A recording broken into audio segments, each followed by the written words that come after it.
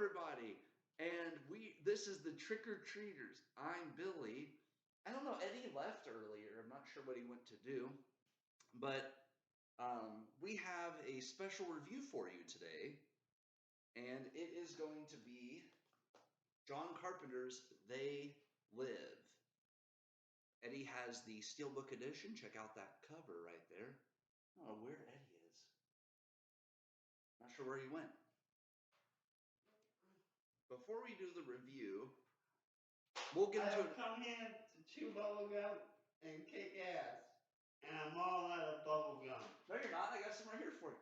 Wait, why do you have bubble? Why are you kicking ass? Why do you have that gun? Dude. Put on the glasses. Unfortunately, I don't have any of them.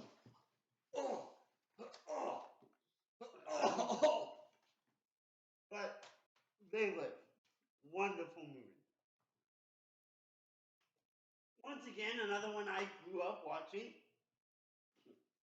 I found this at Walmart. And Walmart had a $5 DVD version of this a while back. I'm like, no, I knew Shout Factory had it, but I mean, it was a bit much order. Wait, the what factory? I didn't hear. Shout Factory. Shout. Air it on out. But Walmart did have a cheap $5 DVD copy of this at one point. Was it on like the little like where they have all the $5 movies Yes. now? There's like guys at ours.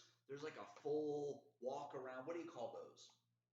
Like what's the proper term? I don't honestly know. There's like a stand basically, and it has 4 sides, and they're all $5 movies. And if you're a collector that's just getting started and you want some titles that you enjoy, yeah, just some you titles can buy that are 4 or 5. But movies like this collection that I grew up with, I wanted a nice copy, special features, that sort of thing. Look at the art on that. And I mean, we have great cover art. And once again, we're not sponsored by anybody, but Shout Factory does a wonderful job. The Blu-ray disc is still in the player. Is that the DVD then? 4K. 4K. Right. Obey. It is a 4K Blu-ray combo. But when I saw this at Walmart, I'm like, you know, I've got the money. I'm going to get it. And then I immediately called my mother up because this is one of the ones that she enjoys too, mainly because of the stars. I mean, we were talking to her earlier that the whole reason she watched this movie was because of Rowdy Piper, who at the time was a wrestler. One of the greatest to ever do it, and I just showed him a clip actually. But yeah, Rowdy Piper, one of my all-time favorite wrestlers. You take John Carpenter, one of my favorite wrestlers. I was really interested because as soon as he told me what was going on, who was in it, I'm like, let's watch it. By the way, outside earlier, when we saw that guy, he was eating the peanuts. I'm like, there's that idiot. Look at his nuts again. So many quotable lines in this movie. The classic, I've come here to chew bubblegum and kick ass. I'm all out of bubblegum. Mama don't like no tattletale. Mama don't like no tattletale. We were discussing this, specifically with this one too, but the Carpenter films have very quotable lines. This one has several. And then you get to The Thing, which is another one I have. We'll get into that. I love Carpenter in general. But certain directors, they are so good at having quotable lines, and Carpenter is one of them. For sure. 1988 Universal Studios, Design 2023, so that's when they released this edition. Yeah. The art is incredible. You've got the aliens on the front. Now, I haven't gotten around to watching the goodies, so I don't actually know for sure if the aliens are CG or if there's some practical makeup in there. Honestly, it could be a bit of both. They use practical and then they use CG doing hands. I mean, it was the late 80s, so I'm thinking more practical than CG. What I like about these films, Return of the Living Dead, They Live, your special effects don't overpower everything else sometimes, like in modern films where there's too much CGI. Okay, when you say modern, give me a decade. When I say modern, I'm thinking the new Star Wars compared to the original Star Wars. Sequel trilogy versus original. Like, Revenge of the Sith, to me, was the worst because it was too much technology to where it overtook some of the movie. I can understand what you're saying, yes.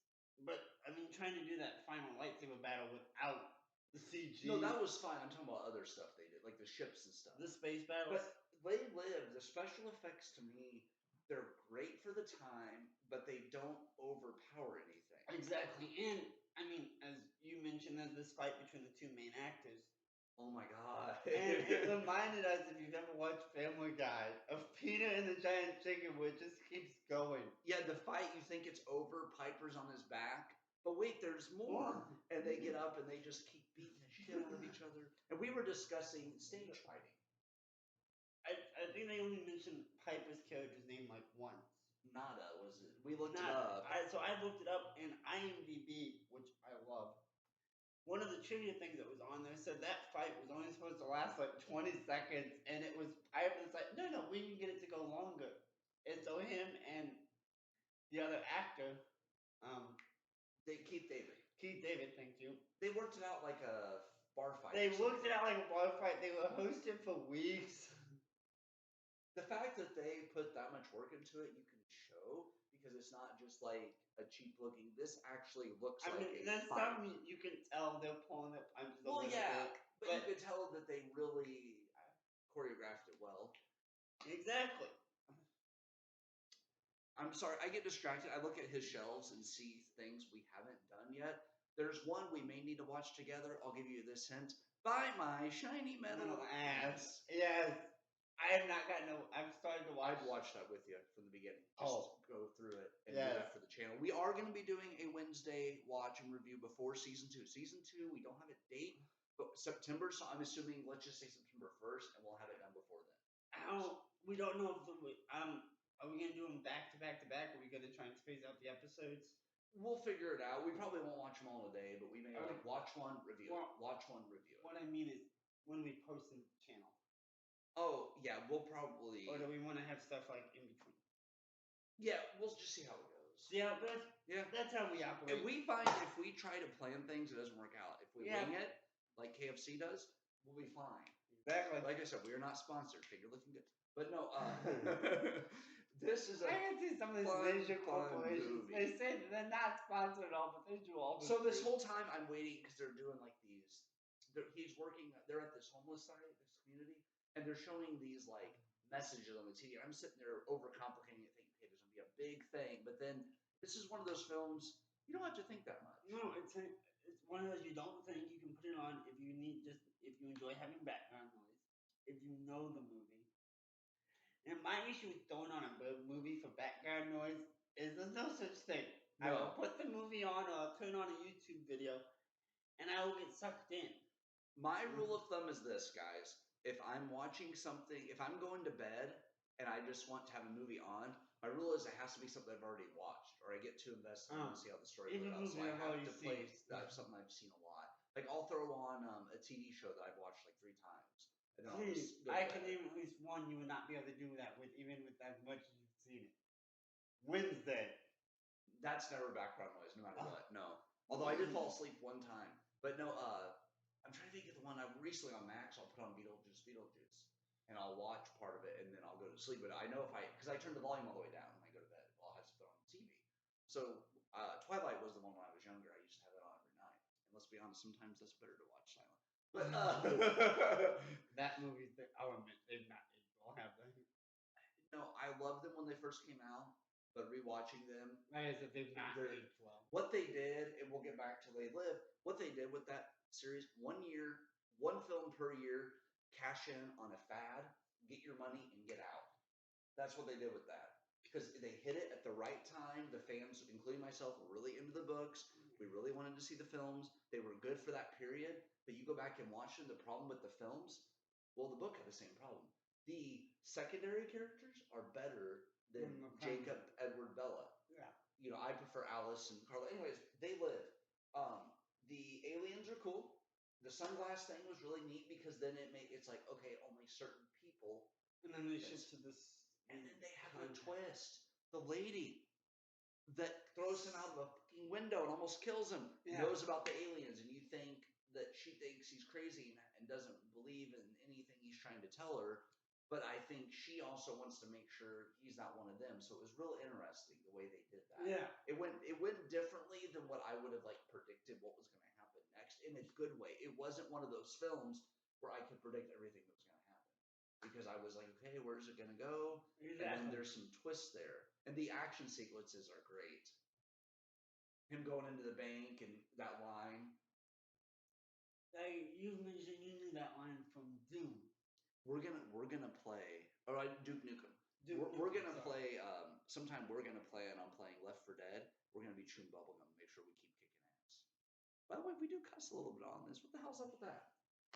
We mark the videos not for children. That's true. If you are a kid watching this, get the beep beep beep out. Beep. Yeah, that was a short little bit of foul language. But hey, do we talk about birds very often? Although that is one movie I think we should do. We should do a couple Hitchcocks. Yes. So we always have. That's the thing. See, that's about the this problem. channel. This is all raw. We don't rehearse none of that. So what we're saying is boom, boom, boom, boom, boom. Our conversations, guys. I'm not joking. We could talk about unicorns, Jedi, kinky butt stuff, Lord of the Rings, and go into Isengard without any transitions. And the only people that can follow the conversation are us. The rule, if you hang out with us, is there's never a good time to enter a conversation between myself and Eddie. Only a good time to leave. You mentioned unicorns, and all I heard in my head was General Ortega. That's the unicorn coming out in March. We will probably do a special video for that for the channel. We haven't never done a just out of the theater. Did we do Speak No Evil though? I take that back. No, we wanted to, but we due to timing, we didn't get it done. So we have never done a out of the theater reaction. That is one because let me tell you, that looks incredible. It's a fucking unicorn. Are we saying it's some kind of like horse or some kind of a unicorn? But another thing is, I enjoy keeping the J cards.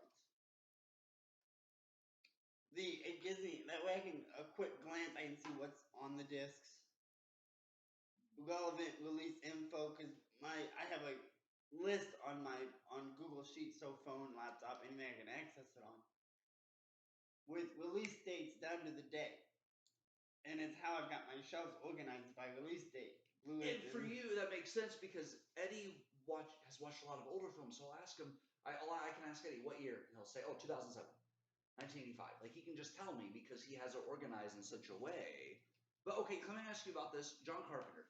Do you feel like? Because I feel like he's underappreciated at times, but other than his like mainstream big hits, do you feel like this is one of those that sort of gets overlooked at times? I think compared to like The Thing, Halloween, and even the like of Village of the Damned or Prince of Darkness, they make it overlooked because it hasn't. I mean, obviously it was good enough to get the Scream or the Shout Factory Steelbook. Sorry, we're not loud enough. The Shout Factory. Okay. But yes, I can see why this one out of his filmography make it overlooked.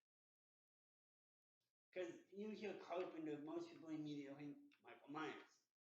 Right. The Thing, especially if they're huge Kurt Russell fans. A lot of that's not just the director, it's the star power attached to it. A lot of people, unless they were wrestling fans, may not know who Roddy Piper is. You know, watching that film, Piper's passed away since, but his acting is really good. Like, actually, he doesn't. Some wrestlers that try acting, it doesn't quite work out. With this one, this isn't like Hulk Hogan. This guy can actually act. And Piper is great in this, and Keith David, those two together, I really like the back and forth with him. Mm-hmm. And another thing I noticed too, they didn't have too many main characters in this. They don't try to throw 20 main people. That's another Carpenter thing. Yeah. Look at Halloween, The Thing. That's great. I don't want to spend it the rest of this winter. Tied on this fucking couch. Escape from New York. I need to watch that one with you. I have them both. And from LA, we need to watch both. They are small. Double feature. They are small groups. You don't have these huge main parties running together. Except with vampires. Exactly. I mean, a lot of movies have it, but you can do better storytelling. Do you think Carpenter figured that out? I think Carpenter has figured that out. I mean, even Halloween, and then bouncing off of Halloween, other people figured out, especially in the 80s with the slasher genre. Friday the 13th started out as Halloween's making a lot of money, let's rip it off. Yeah, that's how the original Friday the 13th started out, the people that wanted to do it. They were after the money. Well, I've told you this before. When I was a kid, Myers to me was the cool killer. The other ones were okay, but not as cool as Myers. I always thought Myers Out was of the them, cool one. Freddy. Freddy's good. Especially coming the sequels. I mean, some people don't really care for the jokester and all that. I enjoy the comedy aspect of it. It's also why I enjoy Chucky. My favorite though, Scream. Because they're not Scream, same thing. It's not. They don't get too super serious. Yeah, they're slashers, And there's some gruesome kills. and there are some great kills, but it's also okay. You can sit back, you can laugh. You're not terrified It's watching not them scary go. the whole time. There's moments of like comedy. Even in the original Nightmare, one of the characters, God, this is God. And I don't think anyone but Robert Englund could have pulled that off. So Carpenter, Craven, Cunningham, who helped with Friday the 13th, they've figured this out. Smaller groups, you don't need a huge cast. How would you classify this movie? Because Carpenter's more known for horror, but how would you classify this? More action. Yeah. It is horror, maybe suspense rather than horror. Because you're building up to, okay, what are these people? What are these messages? What's going on? You're trying to figure out. There's other forms of suspense. It's not one of those edge of your seat suspenses, but it could still be classified under the suspense genre. We need some people to leave some comments. Here's some films we're thinking about. We've talked about Wednesday, of course. That's planned. That is planned, and we are doing that because that's been planned for a while. It has now that been. we sort of have a window for season 2. And I may or may not be planning a season 2 watch party, like an actual party. I have some ideas thanks to help from Amazon. Our issue with, or at least your issue with the watch party, is you like to space you're watching out. Not with Stranger Things, but with Wednesday, because I enjoy this show so much, I don't want to just blow through it because I really want to actually sit back and enjoy it. So for me, I told him what I did. When the first season came out, this is how I did that. I won't do it this time. I watched the first episode. I thought about what I thought was going to happen next. I rewatched the first episode. Then I went and watched episode 2 and so on. But when we watch Wednesday, I will share how my thought process was. Okay. We've talked about the X trilogy. Fear Street. We have. But the first time I saw this was on DVD. It was in a 4-pack. They Live. Okay. The Thing, Prince of Darkness, and Village of the Damned, which I recently found out was actually a remake, but I haven't watched those other two. I've seen You've introduced me to the Thing, They Live, but I have not seen the other two. Prince of Darkness is like it's about the devil. I've seen Army of Darkness, not Prince of Darkness. No. Prince of Darkness is a straight up horror film. Okay. And Village of the Damned is creepy children. Do you have them? Unfortunately, no, but they are on the to get list, and okay. I know for a fact Scream / Shout Factory has Village. I don't know if they have Prince of Darkness, but because I love Carpenter so much, once the winter bug of nobody wanting to come out to eat because I work at Denny's, and I actually get my hours back, I plan on buying them. I plan on adding more Carpenter to the collection. Are you wanting the whole Carpenter set eventually? Oh, yeah. I mean, how much do you have, Carpenter? 2 Escapes, Big Trouble in Little China, The Thing, They Live, about 5 films. So you have quite a few. Yeah, you have 5 already. Vampires is the only. I have Vampires and The Thing. Shout's got that one too, so I plan on And I have Halloween 3. I would like to get that series. But here's the problem with movie collecting, guys. There's always a movie you don't have. We have these boutique, as they're known, labels. Shout Factory, Arrow, yeah. Arrow does the really good completionist some of them editions. do. Like they did for Mallrats. Even and Shout Trick or Treat. But Shout does. Shouts are limited run. They only have so many of the posters or whatever. Gotcha. Okay.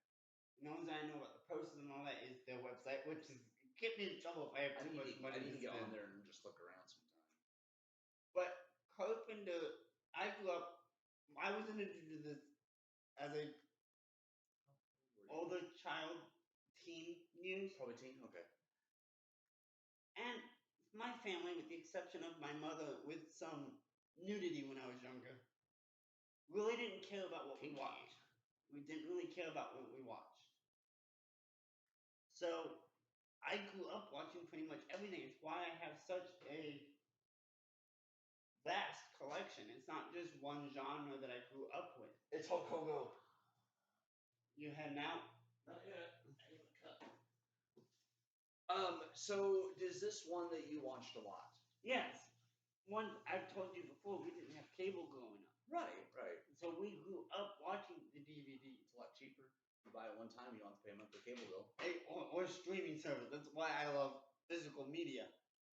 Because they move stuff a lot. And we'll talk more Well, about that. one That's thing I what want this I channel's want to about. share with you guys. Could you please get the picture down that's up there? Eddie has something to show you. Christmas present from Billy here. He went to a convention I went to Chicago and got me for this Rosemont. with the actor's autograph that plays Sam. Trick or Treat was our first video. Billy knows how much I love this film. Yes. So he got me the actor's autograph. I had to. I got one too. I just haven't framed mine yet. And we bought it over New Year's Eve because he came over. And I immediately, it's like, we gotta hit Walmart. I gotta get a frame for this so it doesn't get damaged. And I wanted him to pick out a frame because sometimes. But it simply says to Eddie, always wear a costume. Quinn Lord. He wrote to me Happy Halloween, but I told him my friend Eddie got me into it. And he really loves the movie, so he wanted to put a quote. They had 4 pictures you got to choose from. I love that one. I think mine's different, but that's the best one they had for you because Sam. The other one I had was more generic. That one's really good. Yeah. He was a cool dude, by the way. He told me he was in Once Upon a Time, which I forgot about. And when I asked him what his favorite part about Trick or Treat was, the actor Quinn. He told me his favorite. Oh, I always want to say Robin. He told me his favorite part is that it keeps the fact that it's an anthology, which is unusual for Halloween stories. Although I do need to show you scary stories to tell in the dark. Yeah. And then he also said the fact that every year it keeps growing. He said he sees more merchandise every time he goes out, like to Spirit or other places. Yeah. He's a real. It's funny. He isn't actually that small, but he's very slim. Well, he was a child when he did this. Well, no, but as an adult, when I met him, he's still very slender. Yeah. You could tell he's in shape. But he was a cool dude, and he was very happy to talk because I was like the only customer there, and like 10 feet away from us, Sam Raimi's just like hanging out at a table, just. Honestly, I would have been bouncing between the two. Sam and Sam. There you go. But it's like, what? Why does this guy? I had to get that for him because I knew he would like it. Like it was a Christmas present, but I didn't get it till New Year's, and he didn't even tell me what it was. He's just like, I got something for you. You don't know how hard it was, guys, because every time I talk on the phone, I'm like, "Do you want your Christmas present?" He goes, "No, let's wait." And I'm like, ugh. I can't tell him. All I told him was that it's something that it was a one-time thing, and I wouldn't be able to get it again, so I went ahead and picked it up. That's all I said. So yeah. I kind of didn't know like where your mind was going, or if you had even. I was thinking physical item. I was not thinking autograph. Oh, so someday I would like for us to go. Oh, we do a convention and he's there again. I would love. I will come in full costume. Well, the thing is, that's one of the biggest Chicago area's horror conventions, and there's not a lot of panels going on, but there's a lot of merch tables and stuff. And I met a teacher there who did art on the side, and I bought a Deadpool action figure from him. But anyway, they live cool disc, cool art, love the steel look. Once again, artwork on a case. Now this is wonderful artwork. We were talking. We would like to see more physical things in movies. We haven't reviewed these yet, but I recently picked up what is known as the 31 disc Ultimate Collector's Lord of the Rings. Not going to talk too much about the film, but the set itself only includes 31 discs. You got to show the cases though. 30 of them are the movies, and it includes 1 disc of bonus features. I've already got all the goodies, so I had another set that I just put the goodie discs in. Like the bonus features? From my previous sets. So it totals out to 52 discs. That won't take us that long to watch.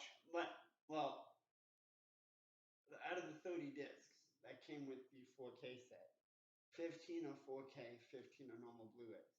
Okay, so you have both editions of the film. Now, is there theatrical and extended. 4K both and Blu-ray both? Mm-hmm. Holy sh! What's the runtime on those on the extendeds?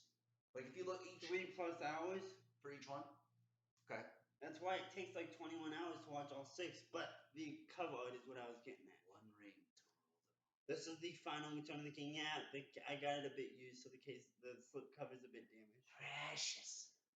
The Two Towers has Solomon's staff. That ring does stuff too, man. Fellowship has the clamp they use for the Hobbit's cloaks.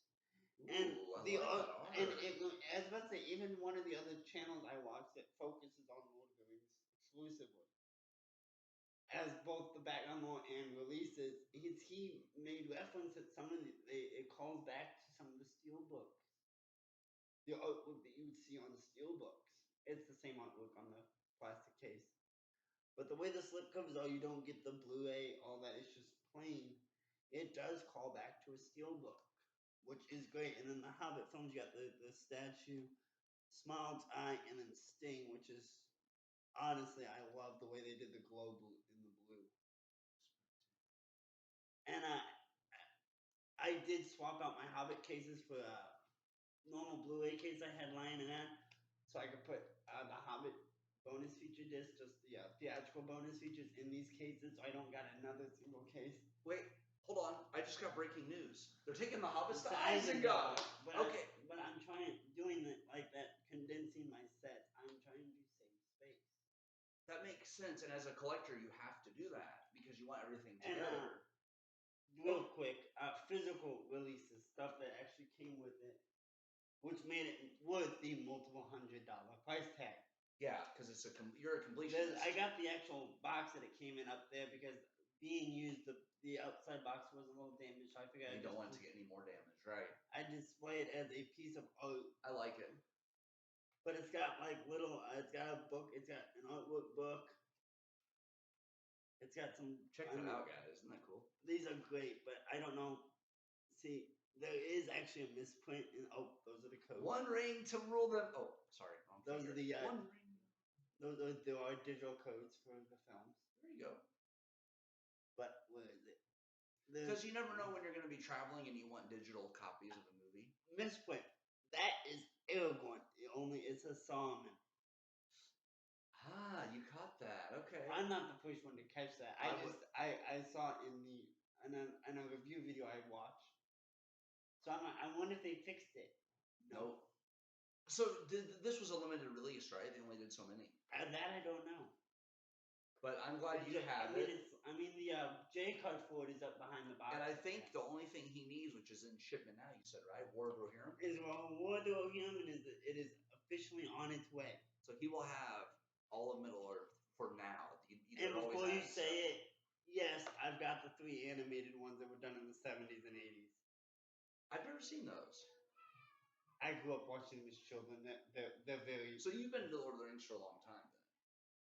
Yes. That is something we have talked about, is doing a extended edition review of Lord of the Rings. But it's going to take a while. If you guys know the run times, that just the Lord of the Rings alone is 13 hours. Those are amateur numbers. No, you got to calculate, guys. When we hang out, you got to think. We usually get food. Time we do that, do our errands, watch a movie, review it. You're adding anywhere from 40 minutes to like 2 hours to our reviews. I figured you've mentioned that movies, there should be more sets semi like this. I think if they're gonna call something Ultimate Collector's Edition, they should have everything. Yes, I agree completely. They did that with Twilight, and it was missing some bonus features from the original. Twilight, it was missing what, like 1 disc or parts of a disc? That I don't know. I know there was at least 1 or 2 clips that I'd seen in the first one that wasn't there in the. Lord of the Rings, they didn't include, except for the 1 bonus disc that included brand new special features. Yeah. That we'd never seen before. Cast reunions and. Oh, sorry, my water broke there. Cast reunions and a film that was originally shown at Cannes Film Festival. Back in 2001, it was the first look people got at the trilogy. Gosh, okay. Yeah. So knowing that it's finally there, and it was in a box that is in here, but I moved it. I moved it to one of those other cases. But what's great is, I once again, artwork is wonderful, and then the inside is the Fellowship. What I find so interesting about Lord of the Rings is not only how popular it has stayed, how popular it's become. Magic the Gathering has a set Lord of the Rings. Yeah, I mean, There's a card called One Ring to Rule Them All, and its effect is it gives you immunity from damage, or immunity Now- for a turn. we have our local game shop, Yes. Babalu's. There was a 1 of 1 for the Lord of the Rings card, There was. and the only reason I knew about it It was worth multiple millions too. was because of the game shop. I didn't know the Lord of the Rings Magic because I don't play Magic. I watch a lot of YouTube stuff on it, so I do keep up with a little bit of it. But the guys that run the shop had told me, and evidently someone up in Canada found the card.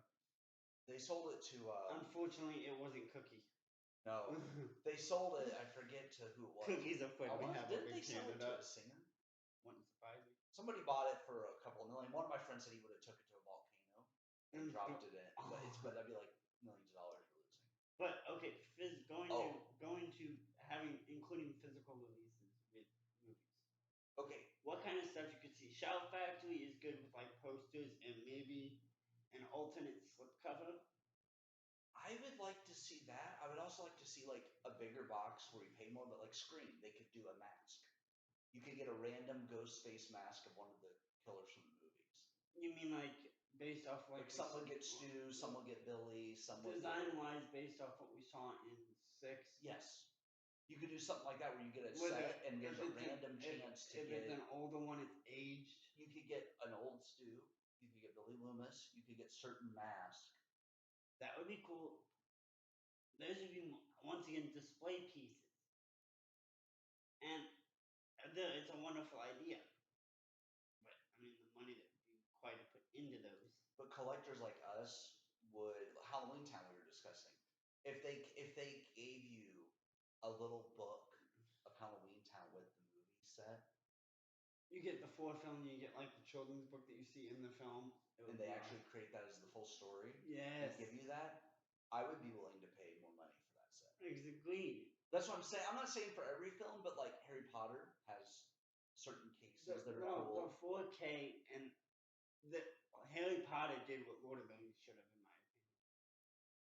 The Harry Potter 4K one, the box art is the Hogwarts Express. It's the train, and it includes like everything as far as I know, Yes. content wise. Yes, it's amazing. It looks amazing. Beetlejuice, if they came with some cool Burton thing or a Maitland House keychain, something. A keychain. It doesn't have to be big. We don't. It doesn't have to be big. It doesn't have to be huge. But I would like to see more physical content because here's the thing: back in the day, video games came with booklets. Now it's just one little thing with like a DLC code usually or a pre-order thing.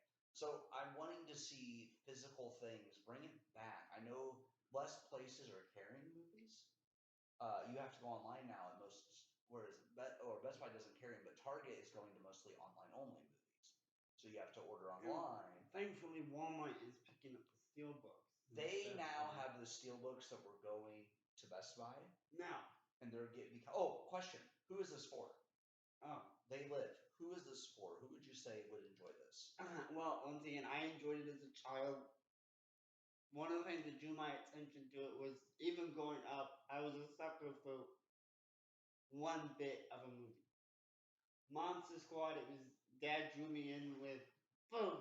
Wolfman's got nards, because he had told me about it before, and he found the 2-disc copy. Matter of fact, not the exact same copy, but the same edition that I found used at a second-hand shop.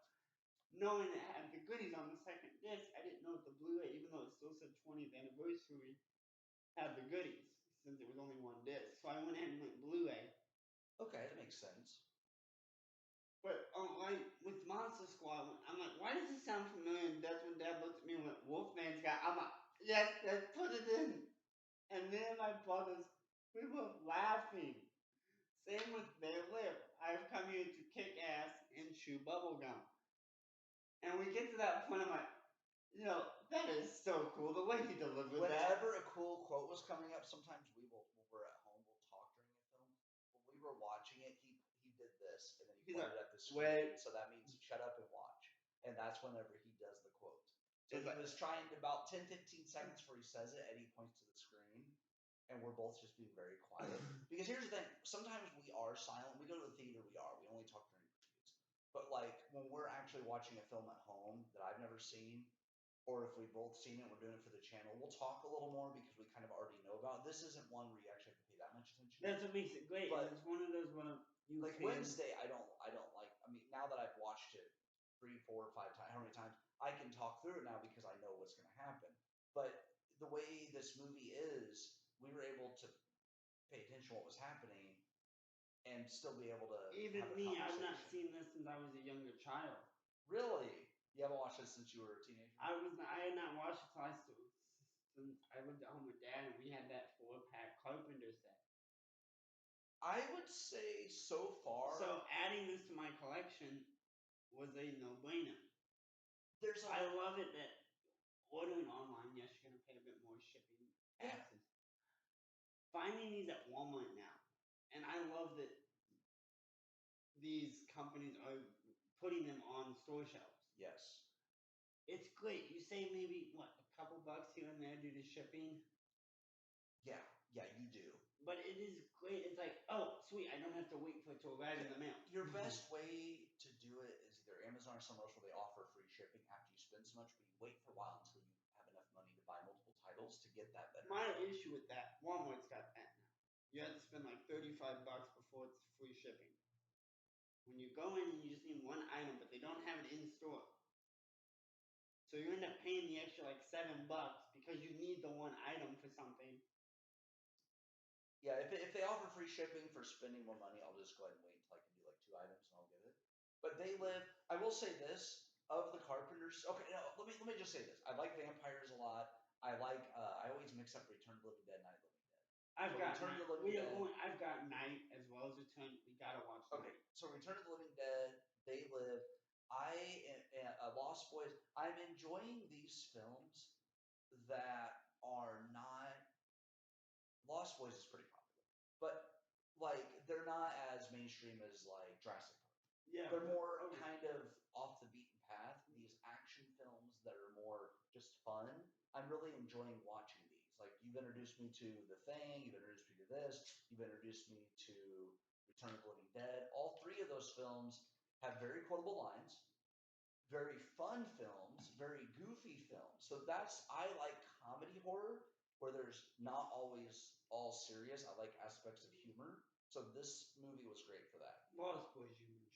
I love that movie. Had never seen it. I don't know how I hadn't seen it. Great film. Love it. I've got all 3 of them on My Blu-ray. favorite part of the whole movie is the very ending line from the grandpa. I've got that movie has. That's another one of those with those quotable lines. The 80s were good for those. We don't ride with vampires. Well, then stay here. We do now. Burn rubber. Burn rubber does not mean wood speed. And I still need to watch Death- I still need to watch Back to the Future trilogy as well. Death by Stereo. And then, of course, the one thing I never could stomach about living in Santa Carla. All the damn vampires. That was my favorite line from that movie. I just couldn't stop laughing. That was the perfect way to end And the it's film. like, He knew! I actually yelled. I was home alone watching it, and then at the end when he says that line, I go, he knew the whole time! Yeah. Holy shit! Like, that's one we'll probably watch for the channel. Guys, here's the thing. It's a lot of probably, but due to work schedules and all that, we only really get one day to get together. Yeah, like when I go on vacation in April, we'll probably just take a full day and watch films. But between me and him, because counting TV shows, I probably have like 600. Without TV shows, I'm still like, I don't have a lot of shows. I'm probably like 580. Counting shows, I'm over 6. I am too. So, but the 2 of us together, let's just say 1,200 or so. That's a lot of films. We haven't done any TV shows for this except for 1 episode of Stranger Things. And we're going to do Wednesday, but we've primarily done movies. And at that, we haven't even done, have we done 20 videos? Probably not. I don't think so. So you got to think, if we watched everything we had without buying any new for 5 years, we might get through it all. But We might We get don't through do it. that. The I have issue- tons of films I want to watch. The issue is I would not be able to go that long without buying something.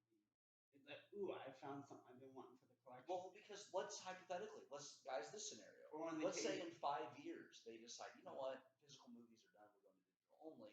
Well, now, you know what Eddie and I are going to do, right? Let's say 2030 is the end of physical media. After 2030, no more. We would start going back and getting the films from 2030 before that we want and building up our collection of older films. So I will give you guys tips. There's a new store we have in our area. It's $2 a movie, but it's $1 if you buy 10 or more. That's a great way to start a collection. And we're not the type, we're not adding movies to build numbers. We're adding movies we actually want to either show friends. Or now I will gamble on $1 film because it's one of those things. If someone recommends a movie to me and I find it for $1 or $2, I will buy it. If I hate it, I pass it on to somebody else. As you guys Not a know, big deal. yes, I have multiple copies of The Lord of the Rings and The Hobbit. Nice. But that's because I found out that my main disc player at home is an Xbox One S. I recently found out that it can play 4K discs. And I had told myself the first thing I'm going to upgrade to 4K is Middle Earth. Those second discs are from disc 2 of the theatrical DVD cuts. I know, I was just seeing what was all in here. Return of the King is the extra bonus discs. Two Towers is the Hobbit appendices. Let's just say there are a lot of special features in this, guys. Yes. So I would say, like I said, if you're a Lord of the Rings fan, this is going to be a must-buy, no question. The issue is, it did take me some time because I bought this box, ordered it online. There's a bit of damage on the back, but it included the extended cuts only, plus 3 bonus discs per film. One of those bonus discs I had never seen. I still haven't gotten around to watching, but it was a Costa Botes documentary, and it's more behind the scenes footage. The amount of behind the scenes footage for these films I've heard other YouTubers say puts film school to shame. The way they're done. You can probably do a whole class just on Lord of the Rings, couldn't you? Probably a semester's worth. Yeah, and then discussions and stuff. The main Middle Earth saga, the Hobbit and Lord of the Rings films, now equals out to 52 discs for my set. That's not including the 3 animated DVDs I have because I was not able to find them in better format. That's okay. You have them. And the Hobbit, the animated Hobbit, was always on my to-get list. So when I realized they had released them remastered, better, because I grew up watching the animated Hobbit and the animated Return of the King. Now, when did those come out? 70s and 80s. Okay. Were they on TV a lot, or were they ones you had to actively seek out? Okay, The Hobbit and the Return of the King were done by Rankin Bass. Some of you guys may be familiar with that name. Rudolph the Red-Nosed Reindeer, Frosty the Snowman, those Christmas specials. And I have the pack now. I need to start watching those. Same people did Hobbit and Return of the King. Maybe we'll do Christmas videos for this channel. I have a pack. The middle one, Lord of the Rings, which is technically not. It doesn't. They're marketed as a trilogy, but they're not. Return of the King acts as a sequel to The Hobbit, and then Warner Brothers got the rights to all 3, and they market them as a trilogy. Lord of the Rings is done. The animated Lord of the Rings, as it's called, is done by Ralph Bakshi, different animator, and it's done in what's called rotoscope. What's rotoscope? Live action animation type deal. Oh, okay. They shoot it in live, so this the ringways look creepy. Actually do look a little creepy. I've only ever seen that one once because I haven't gotten around to watching my DVDs. I would love to take the 5 hours it would take to watch all 3. Yeah, that'd be fun. But I've only ever seen that once on VHS. I was down at my mom's. We were visiting one of her friends, and they happened to have it on VHS. And when I realized what it was, I'm like, "Hey, can I borrow this?" been introduced to a lot of films. Because once these started coming out, and we still had Return of the King and Hobbit on VHS, I asked my dad, I'm like, where's the other, is there more animated that fills the gap? He's like, well, there is an animated Lord of the Rings that sort of fills the gap. Okay. And that's when he's like, it's different production, but it can sort of fill the gap. So that's when I first heard about it. And then I found it while visiting one of my mom's friends. I'm like, hey, can I borrow this? We got it back. Mom still had a VHS player at the time. Gotcha. I was able to watch it. And I would love to sit down and watch, but finding the time to watch my collection is. Yeah, I have the same problem. We might do one. Okay, I'm going to do a Q&A session with you. Okay. This is going to be about different stuff. If you're a new collector, where do you find it's worth splurging a bit? Do you find buying Blu-ray editions of a TV show is better than DVD sometimes? Like, where do you think, like, let's say you have someone that doesn't want to build a collection fast. They want to build a collection of titles they like. When do you recommend, yes, spending the extra money? Or when do you recommend saying, just get the basic DVD? Are you going out to collect? Let's say a person starting with TV shows. Let's forget about movies. Let's say they're buying physical TV shows. Okay, well, we'll start with that. We'll do TV show wise, with the exception of Supernatural, and I will hit on that in a moment. I do not think there's any difference between DVD and Blu-ray. Maybe some picture quality. Just picture quality, yeah. Supernatural, and I know this for a fact because I've got the DVD set. It includes this booklet telling you the bonus features and all that. There are some bonus features for Supernatural that are included only on the Blu-ray copies of the seasons. Gotcha. Which sort of sucks. And now, I've not really done digging too deeply into TV shows. Because I have mixed formats on some stuff. Some DVD, because they were birthday gifts. Like, I got season 1, a few seasons of Vampire Diaries on DVD, a few on Blu-ray. My mother is the same way with Walking Dead. Yeah. And you were with me. We hit Walmart earlier, and I was teasing her about the Blu-ray. Oh, it was hilarious. He got his mom going. If you're watching this channel, thanks for tuning in. But he loves to torture you. Yes, I do. It's not going to stop. He bought a medieval mace. But we'll get into that. They're mixed format.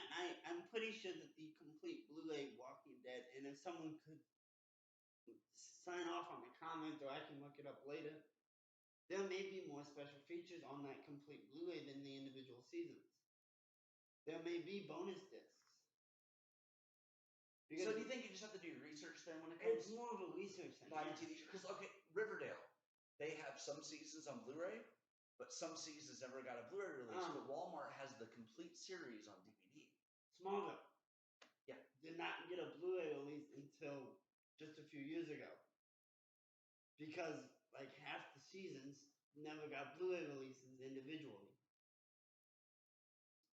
All right, let's say you're new and you're shopping just for movies, shows, whatever, and you want to get your favorite titles. When do you think it's worth getting like the 4K, the Steelbook, or when do you just say, hey? Depends on if you can play a 4K and it's one you love, I'd say upgrade. Now that I know I can play 4Ks, another one that's on my upgrade list is Trick or Treat. I'll probably go for the Arrow release. Okay. It's what you can play if you really want the best format. Granted, I know, especially a lot of the older ones, if the Universals ever get 4Ks, I'm not gonna worry about it. The older films don't look as great on 4K. The original ones, Dracula, Frankenstein, The Mummy, The Invisible Man, and Phantom of the Opera is included in that box set too. Those may look good, but the sequels, they're just going in there. I think even the Blu-rays, I think they're the same quality that was on the DVD sets. Yeah, I would say this for me. It's more preference. I mean, if you can play the 4Ks and you want to spend a little extra money, watch it. Especially if you got combos. My first 4K buy. I'll put the picture back while you're doing that. Yep. That way it doesn't get bumped or anything. We keep it up. He keeps it up high. That way it doesn't get like knocked down. And unfortunately, I'm not the tallest person. What? You're a giant. But my first 4K purchase on accident was the first two Kingsman movies. I wasn't paying attention when I got the double feature box. Luckily, they were Blu-ray combos, so I had no problem. Yeah. First 4K single purchase was this. And we will be watching this together because I've been. It said Blu-ray on the back, so I thought it was. Next time you come over, we're watching it. Well, I was hoping it was a combo, and I got it home after I bought it, and the Blu-ray disc is bonus features. But it includes both Japanese and American language tracks, which I love. Well, are you gonna want to watch subtitles the first time? Oh, even with watch it sub. Godzilla wise, yes, I will watch it sub. Me too. I like to watch it in the language originally Exactly. made, and it's like fairy tale. Okay, I will say this, guys. 4K, I will buy for favorite titles or new movies that have come out. Like Wicked, I bought the 4K. Now, when it comes to other movies, sometimes they only get DVD. I was telling him there's a Jenna Ortega, Tommy Lee Jones, Finest Kind. It's a fishing movie. That one only came out on DVD. Fallout with Ortega, I really like that movie. That one I only found on DVD. So I will buy DVDs in that format. Now, and to me, Blu-ray is just fine for a lot of films. Back to your TV shows with Blu-ray. Yes. Batman the Animated Series, Batman Beyond, and Teen Titans. I'm singling out those three. Okay. DVD releases, you get just the shows. You get the Blu-rays for Teen Titans, you get Trouble in Tokyo included with it. Really? I had to hunt mine. I got Teen Titans. I bought it in store at Walmart. So I had to order Trouble in Tokyo. Batman Animated Series. The Blu-ray includes Sub-Zero and Mask of the Phantasm. I had to hunt mine down solo. Sometimes that's the best way to get the stuff, though. Batman Beyond includes Return of the Joker. Yes. It's over there, but I had to hunt it down. But yeah, so some of these shows, which is annoying when they include the Blu-rays include stuff the DVDs don't. I understand bonus features, but movies or part of it not including it on the DVD release, I don't get that. Why would they do that? Why would they do the movies in that Blu-ray exclusives? I don't understand it either, but I remember there was like a push. Do you remember back when DVDs, Blu-rays were getting ready to start? They started showing all these ads for buy Blu-ray, buy Blu-ray, and then for a while that was because we also got HD DVD because they're making more money from those sales. I think they were pushing Blu-ray because they were higher dollars, so they were going to get more money. And a lot of people already had DVD. They were trying to convince you to upgrade your TV, to upgrade your player to Blu-ray. Now I feel like, to me, I'm perfectly fine with Blu-ray. I don't have to have 4K on everything. Like when I first got 4K, I'm like, I'm gonna upgrade everything. And then I'm thinking, I'm like, why? I'll get the 4K of the stuff I really like, but let me just keep my Blu-rays because there's nothing wrong with not buying a same title twice. Blu-ray TV shows at the moment I have 3. What do you have? Supergirl. It was a gift from my mother. She asked me specifically DVD or Blu-ray. And you said Blu-ray? I was going to say DVD was fine until I did research. I knew that the complete Supergirl included the Crisis on Infinite Earths disc that had all 5 parts on one disc. I still need to see that at some point. If that was all that was on the disc, I would have gone Blu-ray because I'm okay. Because right now we're working our way through it. We just hit season 8 of Arrow, which is where the big crisis is. So you're smart. You bought the box sets where I did the individual seasons for a lot of stuff. We were working our way through this season leading up to Crisis on Infinite Earths. And so we're bouncing between discs nightly right now. We're working through at least 2 to 3 episodes a night. Sometimes more. Yeah. Like last night, I think we got like 6 or 7 in because I got off earlier than expected due to. Yeah. But finding out there was exclusive bonus features on that disc. That Gotham's DVD, yes. The 1970s Wonder Woman. Now, my brother asked for my wish list. Stuff I wanted so he could get me a Christmas present. The thing on the wish list was the DVD. He bought me the Blu-ray. And then Wednesday season 1. Because we were hoping for goodies on the Blu-ray. Hey, goodies in there. Oh. We're probably going to be watching for the review, guys.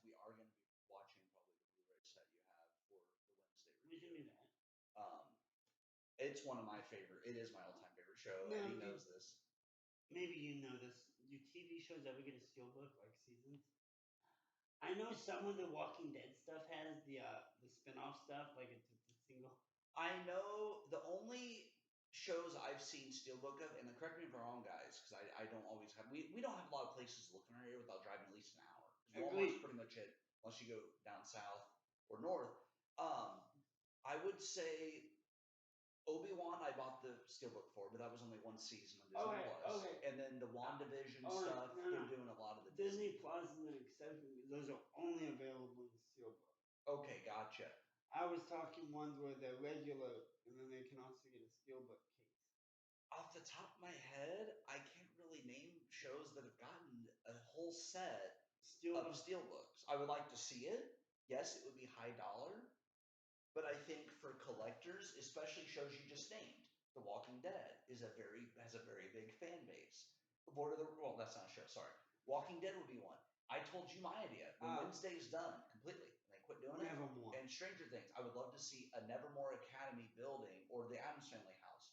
You open the house, there's all the seasons of bonus features. If they ever do bonus features, I would love to see that. Stranger Things, Vecna's house, Henry Creel, what are we gonna call him? Vecna's house. If you open his house, I mean, we could easily look this up. and we gotta watch Stranger Things too. We love interacting with you guys. We do, and we are very ADOS. We don't stay very focused. What do you think started with the steelbook? Why did they jump from the plastic cases to the tin?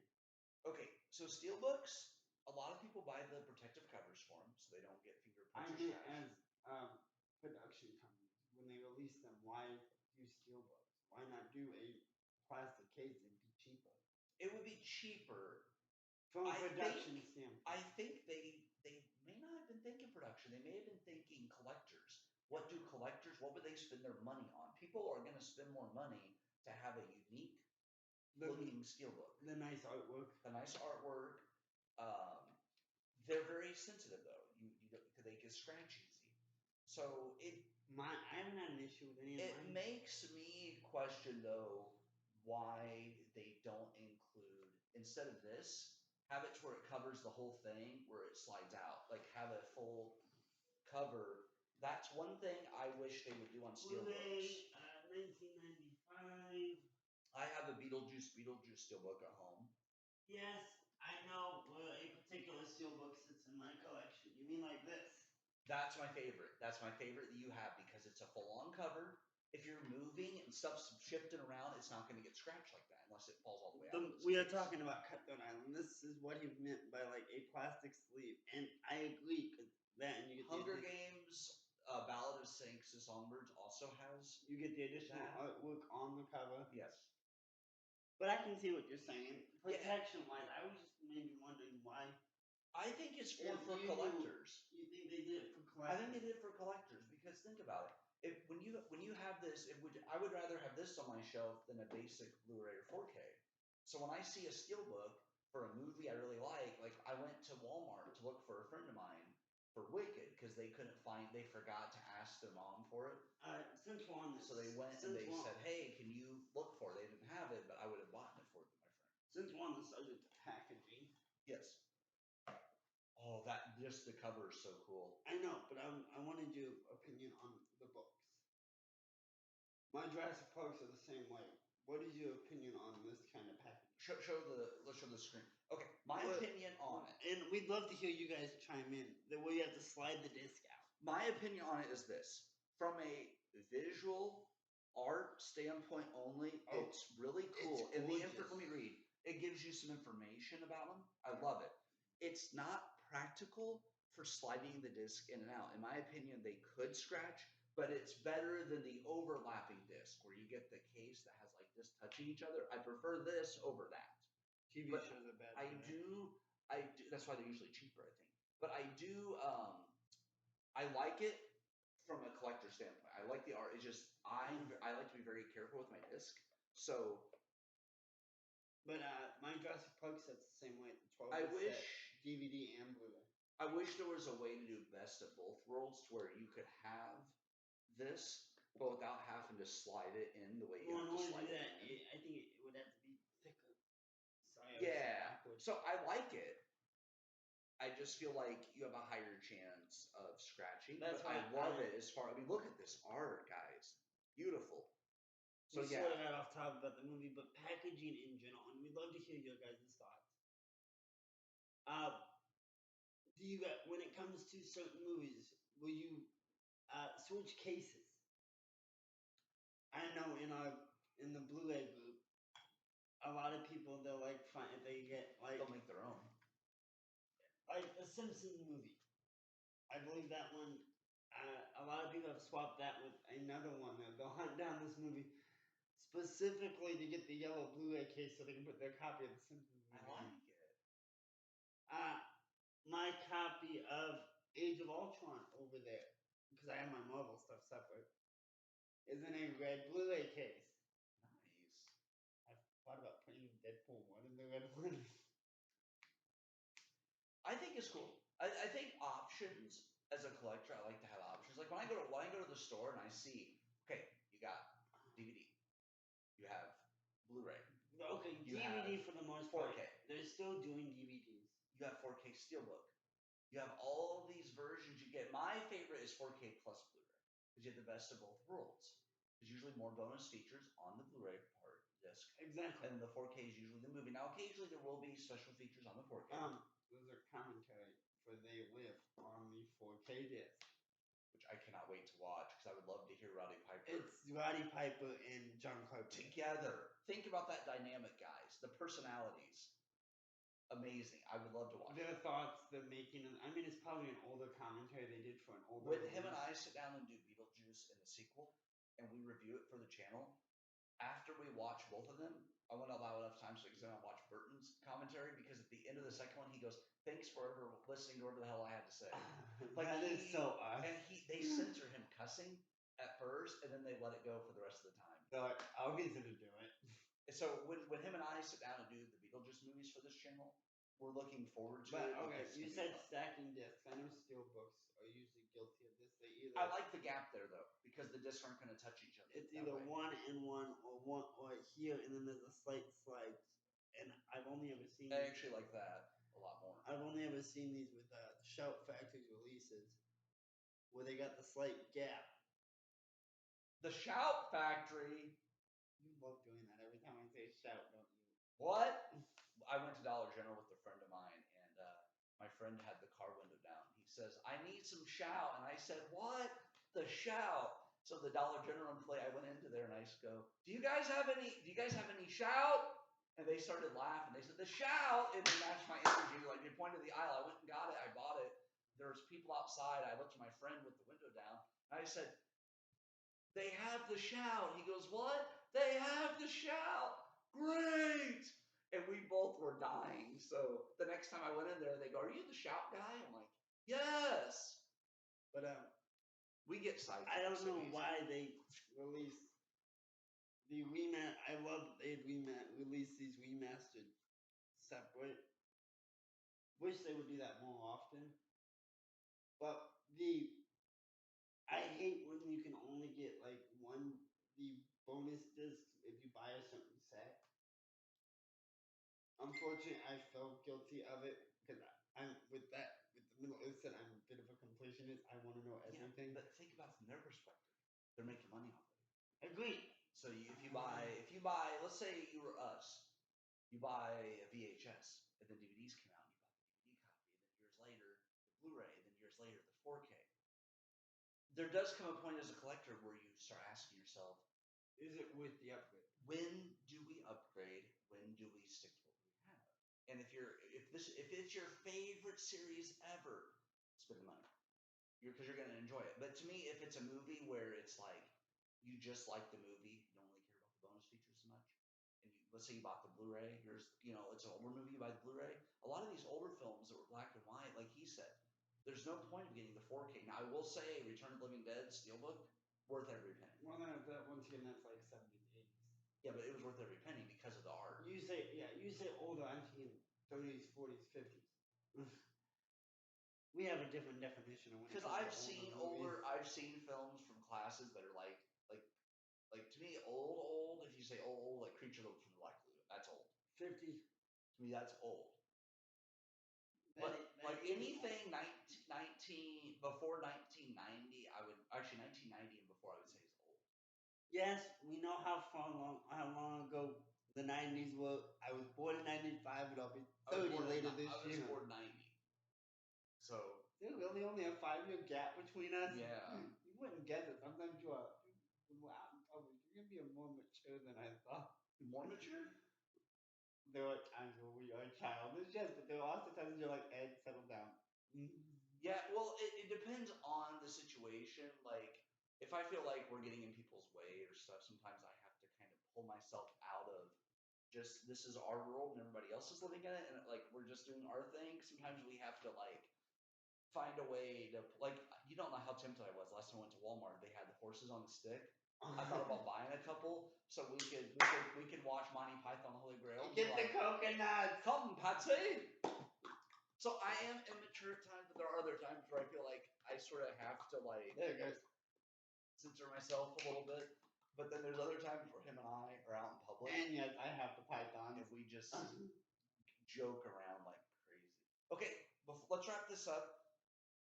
We definitely got off topic. Sorry, guys. We always do. That's what makes this channel fun.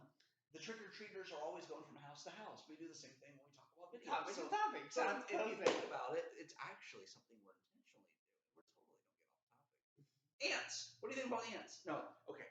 The movie. I haven't seen that one. It's an old one. I think Bugs Life. I think Bugs Life got the bugs better. See, that was okay. I can't believe we did this. Real quick, movies like that.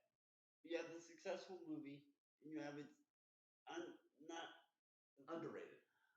Thank you. Underrated twin, released about the same time because two people have the same idea around the same time. Right. Ants in a Bug's Life, to use the example we just did. How do you feel about those? Especially the underrated one. Armageddon. It's kind of like Waffle House and IHOP. Waffle House does it better. Yeah, Waffle House does it better. Armageddon and Deep Impact. I've seen both. Good You movies. said Deep Impact. My mind immediately said, Eddie, delete your search history. Not safe for work, everybody. Get your mind out of the gutter. Let's go bowling, but then we're just fingering holes. Oh. Okay. Anyways, go ahead. But the underrated twin movie. How do you feel about those? Like when there's two movies come out at the same time, the same premise for the most part. It happened with Totally Killer and Time Cut on Netflix. They were actually Time Cut was filmed before, but it was released later, and I thought Totally Killer was better than Time Cut. It happens, and I think if you love one of them, give the other one a shot. See, really, and don't compare. Naturally, we're going to compare it, but when you watch it, go in saying this is different than this, even though it's a similar idea, and give it a fresh. I think it's so easy. There's only so many ideas for movies, and I think when you go into a film saying, okay, I know this is supposed to be similar to this. Everyone says this, but let me just go in and turn that part of my brain off. And you have to sort of do that. Like as much movies as we watch, sometimes I just like to be able to go into a movie and say, let me turn off the critic brain. The last time I did that with a movie, I went to the theater. There were previews, and during each preview, okay, let me tell you this story. I went with a friend of ours, Janet. To Beetlejuice. Yeah, the premiere. They go in. They had the handbook of the recently deceased popcorn container in a cup with a custom topper. They saw me wearing a Beetlejuice shirt. They gave me his tomb as the topper. His grave. So I go out, I said, do you guys have the stuff? Yeah, buy it, go put it in the car so it doesn't get damaged. They give me a big popcorn and a big water. I get in there. They show me the previews. After each preview, I'm leaning forward. And I'm like, and then another preview. And Janet goes, Billy, the movie will eventually play. But when I went in, my brain was turned off. It was only about, let's just have fun. And I enjoyed the hell out of that movie. So sometimes when you go into a film knowing it's similar to something else, you have to ignore that part. You have to say, let me give it a fair judge. And you may watch it 6 months later. You may wait for a while after you've seen that first one. So like Bug's Life, one of my favorites when I was younger. But when I do eventually watch Ants, I want to go in with, let me just see what they're doing and not compare it. And it's really hard to do that sometimes. Are you able to do that? Occasionally. Sometimes I won't realize a movie was the unsuccessful twin when I first watch it. Because I'll just sit down and watch a movie. I won't realize that the release date was neck and neck with something else. And so after I've already, I'm like, that was a good movie. And then I realized, this came out the same time as another movie that had a similar idea. Okay, but it was still a good movie. Can you think of other ones? Remember when they did all the spoof movies? Epic movie, date movie, For a while now, superhero movie, the spoof movie, they had their own little time. scary movie. They finally quit doing them. Nope, scary movie's coming back. Good. We're getting another Wayans scary movie. God, because I heard the last one. I tried to watch it. I made it about 15 minutes in. It was god awful. The Wayans brothers are the ones that originated the spoof movie for the most part. I imagine there may have been a couple before, but scary movie is what really brought forward the scoop. What's that? Okay. Let me ask you this before we wrap up, because we're getting pretty far into this. To me, you two were talking about one movie being successful, and why do you think that is? Why do you think one does really well, but the same concept, the release at a similar time, doesn't do well? Do you think it's what it's coming out against? Or we've already seen that something like that, we're not going to see the same thing? Depends on when it was released. Yeah. Advertising. Sometimes you don't get very many ads, or the ad's bad, or the ad gives everything away in the preview. I hate those. Yes. It's similar to this. We just saw something similar. We want something different. Time frame, it could have come out during a holiday and people are out doing stuff. I mean, it's tough to say, isn't it? It is. It could be different for everybody. It could be time of release. We just saw that. Let's see something different. Lack of promotion. I mean, there's a number of things. And I told you, I'm starting to get to where I kind of like seeing some of these indie films, because seeing the same concept over and over, sometimes I want something unique. Like Death of the Unicorn looks unique. It does. It does. It looks fun. You have to have that once a year movie that's just fun. Last year it was, I'm trying to think of what movie it was. Abigail was really fun. I wish they would have. The whole Drive-Away Dolls. That was great. That was unique. The vampire twist being given away in the trailer. But I think only people hadn't known about it, they wouldn't have attended, maybe. If it was just like a ransom film. I would have. I would have, just because of the cast. I mean, you would have probably brought me in, like, you have to watch it. Yeah. Novocaine this year. Novocaine and Death of a Unicorn Me are the two turn off your brain and just watch Drive-Away Dolls. That was like, what the hell are we watching? If we ever watch that again, first we need a lot of bleach, scrub our eyes out. Put it this way, guys. The trailer, when Janet and I saw this trailer, it made us think they have drugs or money. They have the wrong car, and you think they have drugs or money, and that they're going to be trying to get away with it. I know you haven't seen this movie, Pulp Fiction. We need to watch that. The briefcase. So there's a briefcase, and Billy showed me the trailer. So trailer doesn't reveal what's in the briefcase, and unlike Pulp Fiction, with Drive-Away Dolls, you find out what's in the briefcase, and yeah, it's not what we expected. Of the list of things I thought it wasn't even on the list. If you would have said to me, Billy, some appendages of Matt Damon are going to be in this, and he's playing a senator, I would not. That wasn't on my bingo card. And so, guys, if you get a chance to see Drive-Away Dolls, one, do not watch with kids. Yeah, do not watch with kids, but it is a fun little watch. Get prepared to feel like you're on acid. We were there, and there was another group of three, and they left early into the films. We were the only three standing by about halfway through. We were like, what is Did we just watch? It's not like Sex Drive where it's so random, but it still has a story. It was like, it's not a story, but how many times did I say, what the, in my head or to you? Yeah. Because we were the only ones there, so we talked during the movie some, and I like that when you're the only ones in the theater, because then you can actually chat. Me and my uncle got told to be quiet in the Hillsborough Theater. Was that for D&D? D&D. Because we were doing it, because I had already seen it. And he's like, that's not how that works. No, and we're enjoying it. We're having fun. And the guy from the theater, we got to ask you guys to be quiet. Let me tell you how how I fell in love with theater, Hillsborough Theater. The first time I went there, Amazing Spider-Man 2 with Garfield was out, and it was the last day they were going to show it. It was a random weekday. There were 4 of us. We each got our own couch. We're laying there with our popcorn and drink, and it was middle of summer, and I said, "We are kings." Like we were on top of the world. So when you get a theater by yourself without paying that private screening thing, it happened with Miller's Girl. Me and Janet went to St. Louis to watch Ortega's. I love it. Me, my mom, Tina, my stepmom, little brother, and I think there were 2 other people in the entire theater. The movie, Scream 4. Oh, that one I didn't start watching Screams till later because I wanted to get caught up with the first 5 before 6 came out, and 4 is one of those underrated. I would say it has the best killer reveal, and it has But one of the most vicious ghost. we've been going on for a while. We will be going. We do plan at some point on doing a At some point, Scream one. we won't give you a time to. The only thing I will say upcoming is for sure is Wednesday because we want to beat seasons 2 release. Yes. And there's only 8 episodes, and Burton did the first 4 of the first season. I found out. Would love to hear your guys' thoughts on this movie if you've seen it. Do you like They Live? What are your favorite John Carpenter films? Carpenter as a whole. Other wrestlers turned actors. We could segue into that with Roddy Piper. The Rock, Batista, Stone Cold. Cena's not too bad. I've seen a couple. Cena, Triple H had one. My favorite, I think the best actor-wise is probably Batista. Andre the Giant.